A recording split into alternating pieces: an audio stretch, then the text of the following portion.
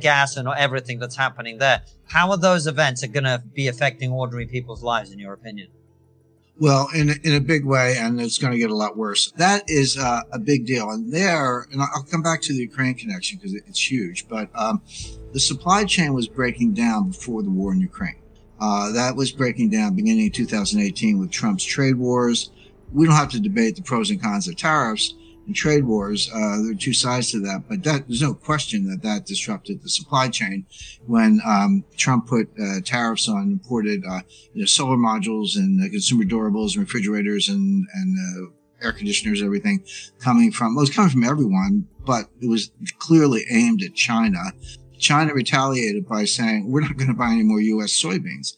And they bought their soybeans from Brazil. Now that sounds like, oh, okay, you change your purchase order from the U.S. to Brazil. What's the big deal? It's a huge deal.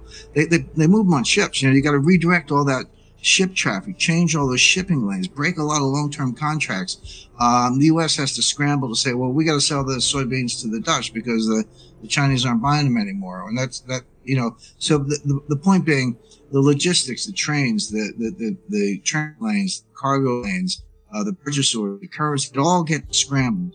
So that was going on before the pandemic. Then boom, here comes the pandemic, and the Chinese are, they got the zero COVID policy. You might as well have a zero cold policy. No one can get a cold. We're going to shut down a city of 26 million people, which is Shanghai, because there's a kind of tame version of the flu going around. I'm not in charge of China, so I can't change that, but I do know what they're doing, and they're doing exactly what I just said. Next to Shanghai is a place called Ningbo, which is the biggest port in China. Most of the containers showing up at the port of Los Angeles are coming out of Ningbo. Well, that's all affected. And so the global supply chain is breaking down. It was already breaking down. Now it's a lot worse. Now, along comes the war in Ukraine. And you're absolutely right about the wheat. Russia and Ukraine. Now, I know there are different sides of the war. They're in a fight to the death. But taken economically, if you combine Russia and Ukraine, you're looking at 25% of all the wheat exports in the world.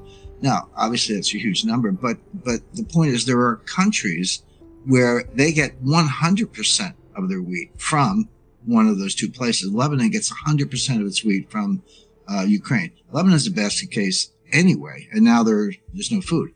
There are countries in Africa where people are going to be starving. So that is that's going to be not just an economic dislocation and an inflationary vector. It is that, but you're looking at humanitarian tragedies on a colossal scale.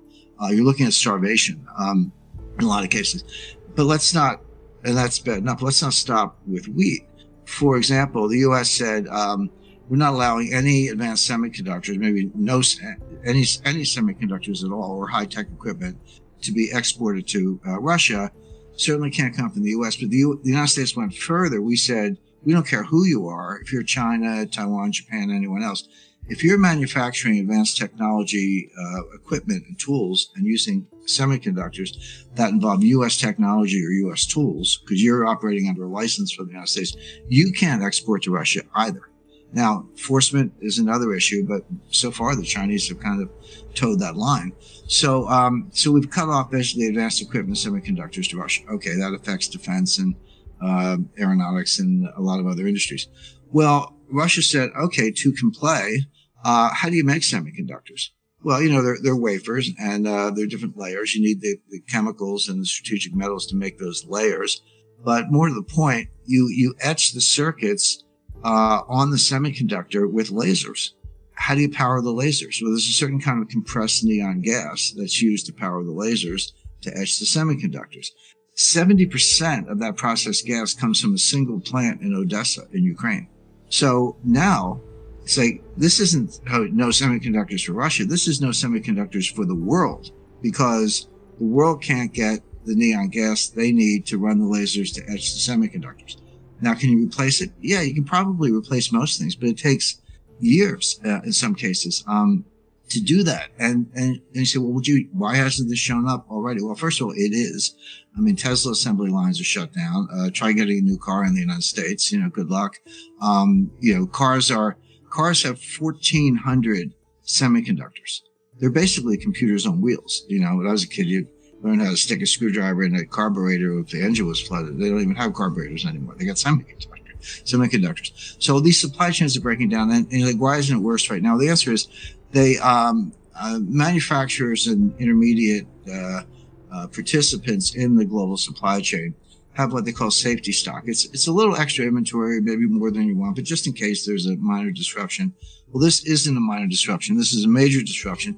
You can get by for 30 days using it for safety stock, but then you got to go reorder. And that's when you find out that either the price has tripled or it's just not available at any price. Or even if you can put the order in, the shipping lanes and the transit lanes are broken down and you're not going to see it for next year, until next year.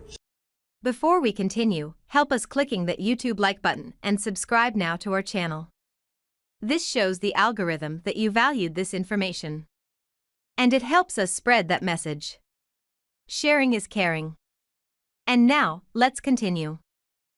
So that's, and I could go on and on. Probably don't need to go into every example, but I can assure the listeners and our viewers that it's a really long list. Aluminum, platinum, palladium. Everyone loves EVs, electric vehicles, the Teslas or whatever. Teslas run on batteries. Leave aside the fact that you have to charge the batteries with coal-fired plants. That's a issue for another day. I mean, 58% of China's energy comes from coal, not oil, not natural gas, not uranium, coal. And they're the leading producer of electronic vehicles, so they're basically emitting huge amounts of CO2 to charge up your Tesla. It's not like the electricity comes out of the air. But that aside, you can't build those cars without batteries. Well, what's in a battery? Nickel. Where's nickel come from? It comes from Russia. Lithium ion. Where's the lithium come from? It comes from mines, many of which are in Russia. How does Boeing make aircrafts? Well, you need a lot of aluminum. Where's it come from? Russia. Titanium, Russia. I mean, there's a group called the Five Eyes. You may have heard of them, but Five Eyes are five kind of Anglo-Saxon community, if you want to think of it that way, who share intelligence. They share intelligence that they would not share with anyone else, even allies. And the Five Eyes are UK, Australia, Canada, New Zealand, and the United States. And they share intelligence among themselves. Well, they've now kind of expanded their mandate, if you will. And the Five Eyes recently came out with a report. I just call it the Five Eyes Report. It's got a longer official title. And they looked at what we're talking about. They looked at global supply chains from a strategic dependence point of view. And what they did, they identified over 5,000 categories of goods, intermediate goods, source goods, finished goods, etc. And they looked at all the countries in the world, and they asked themselves two questions. Number one, how much of your supply of that good do you import? And then number two, is more than 50% of that supply from a single source? And if the answer to both questions was, well, the first question is what it is, but if that's a high number and more than half comes from a single source, you would consider strategically dependent on that source. It's just kind of a little algorithm. And they ran it, and the results were shocking. I've read the report. 100% of the aspirin in New Zealand comes from China. So if you're in a trade war with China, don't look for relief in a hangover, because you're not going to get any aspirin. But on a serious note, the dependencies are huge. UK was actually a little better, a little less dependent than some of the others. But Canada, the US, Boeing gets 35% of the aluminum that they use in aircraft manufacturing from Russia. Well, you cut that off. Good luck getting new planes, et cetera. Pharmaceuticals, strategic metals, oil and natural gas, obviously wheat. The biggest one, maybe fertilizer. No wheat from Ukraine, that's a problem. Well, how about no wheat from the United States? Because you can't get the fertilizer. We're it's spring in the Northern Hemisphere. This is planting season right now. People who are getting fertilizer are paying triple what they paid last year, and there are shortages. So, good luck with a bumper crop next September, because a lot of the planting is not going to happen. So this is, we're living in a world of very short attention spans, kind of insect level attention spans. But the world goes on with leads and lags. And a lot of the things I'm talking about, they don't happen overnight. They are happening, but the impact might show up in 3 months or 6 months or a year, etc. But it's very easy to see the inflationary potential of all this. So you got two things going on at once. shortages and supply chain disruption. So you might not be able to get goods. I don't know. I've been to the UK lately. I wish I had. I'm going there, but it's hard to travel these days. But at least in the United States, you go to the supermarkets and the shelves are partly bare. Now, it's not like every shelf is bare, like, East Germany in 1956, but there's like, hey, there's no peanut butter this week. There's no chips, or the soda's gone, etc. And then, for example, I like a particular brand of salsa, like hot salsa, and I'll go and there's none there. There's none on the shelf.